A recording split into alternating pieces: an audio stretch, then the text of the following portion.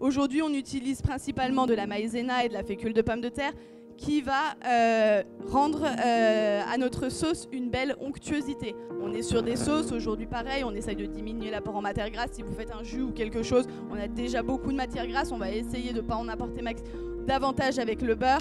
Donc on va utiliser de la maïzena, fécule de pomme de terre, fécule de maïs ou autre source d'amidon. On l'utilise également en gélifiant dans certaines préparations à base de crème. Ensuite, le sirop de glucose. Sirop de glucose, hyper important. Ça nous sauve un peu la vie sur certaines préparations comme les croque-en-bouche. Un croque-en-bouche sans sirop de glucose, c'est un croque-en-bouche qui tombe. Je travaille beaucoup dans l'événementiel, notamment en traiteur. Si on fait un caramel simple avec uniquement du sucre et sans glucose, on est sur des caramels qui fondent. Donc non, grâce au sirop de glucose, nous n'avons plus ce problème. Le sirop de glucose va avoir un effet anticristallisant hyper important. Donc de l'utiliser dans les glaces, les sorbets, on a une meilleure onctuosité.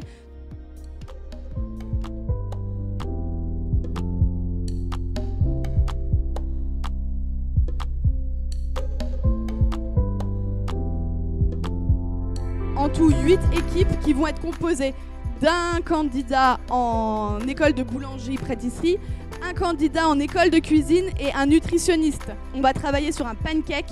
La seule chose qu'on vous impose, c'est évidemment d'utiliser un produit issu de l'amidonnerie, fécule, glucose, ce que vous voulez.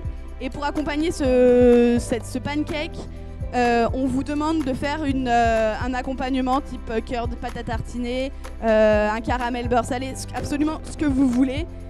Soyez créatifs sur ce challenge. On a dit 17h05 maximum pour réaliser un pancake qui sera servi avec un accompagnement type pâte à tartiner, caramel, cœur ou autre. On vous présente donc une recette de pancake avec en accompagnement une crème de pistache enrichie. Donc nous on a décidé de faire une préparation hyper protéinée puisqu'on a enrichi avec de la farine de pois notre crème de pistache. On a mis justement cette maïzena pour apporter cette onctuosité et que justement que le produit soit bien onctueux et qu'on même au niveau de la texture.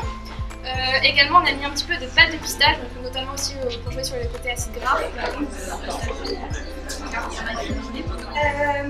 Donc c'est l'équipe Amidon qui a remporté le challenge.